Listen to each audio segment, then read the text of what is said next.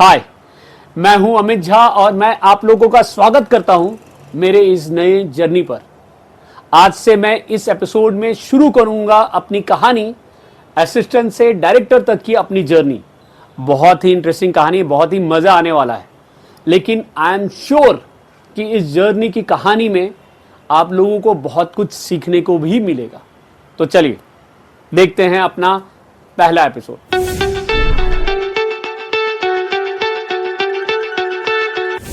तो कहानी की शुरुआत करते हैं। ये कहानी आज से 20 साल पहले की है। तब मैं मुंबई आया था अपना ग्रेजुएशन ख़त्म करके, और मैं मुंबई से पुणे जाने वाला था सिम्बायोसिस में MBA की पढ़ाई के लिए। मैं पुणे जब जाने वाला था अपनी आगे की पढ़ाई के लिए, और उस दौरान ट्रांजिट में मुंबई में रुका हुआ था गोरेगांव में, तो मेरे दिमाग में हमेशा एक चीज़ चलता रहता था कि यार मेरे घर से 100 मीटर दूरी पे पता नहीं संजय लीला बंसारी किसको डायरेक्ट कर रहे होंगे, राकेश रोशन क्या कर रहे होंगे। तो मुझे लगता था यार ये लोग इतने नज़दीक है और मैं क्यों नहीं इनसे मिल पा रहा हूँ, क्यों नहीं कुछ कर पा रहा।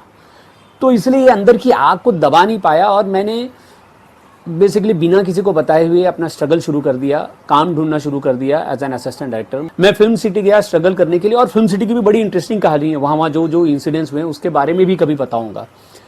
तो खैर, फिल्म सिटी से मुझे पता चला कामत क्लब के बारे में।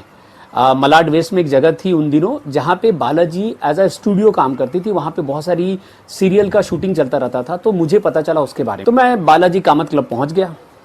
कामत क्लब में जब मैं अंदर जाने की कोशिश कर रहा तो वॉचमैन ने मुझे रोक दिया। कहाँ, मुझे ज़्यादा पता नहीं था। मुझे लगा सर मैं असिस्टेंट डायरेक्टर बनना चाहता हूँ। तो बोला अरे ऐसे कैसे जा सकते, किसी से मीटिंग है? मैंने बोला नहीं, मीटिंग तो नहीं है किसी से।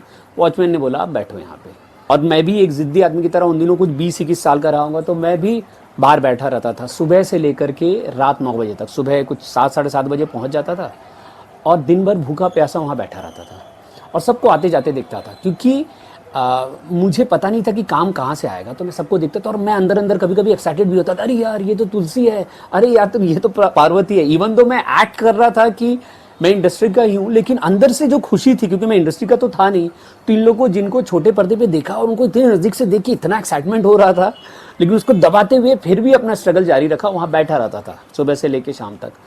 वॉचमैन को मुझ पर दया आ गई। बेसिकली 17 दिन तक उसने लगातार मुझे एकदम देखा कि मैं सीरियसली वहीं बैठा रहता हूँ। तो एक दिन उन्होंने मुझे मराठी में कहा, आज मैं आपका काम करा के रहूँगा। अब ये लाइन मेरे दिमाग में घूमने लगी।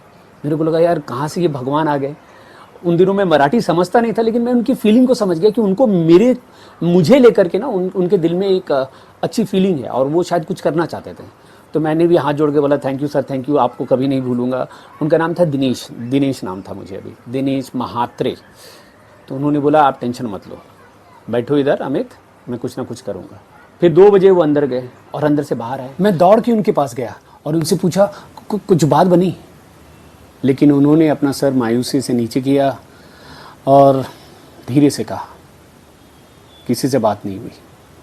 मेरा सपना लगा फिर से टूट जाएगा, लेकिन उन्होंने फिर मुझे भरोसा दिलाया टेंशन मत लो, मैं बार बार जाऊंगा और आज ये श्योर करके रहूँगा कि आपके अंदर मुलाकात हो ही। तो मुझे लगा चलो होप है।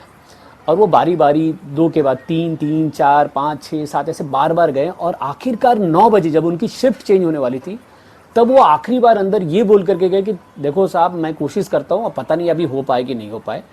और वो 9 बजे अंदर गए। मैं भी भगवान का नाम लेकर के बैठा था और 9 बजे कुछ 10-15 मिनट के बाद वो बाहर आए और आकर के मुझे कहा,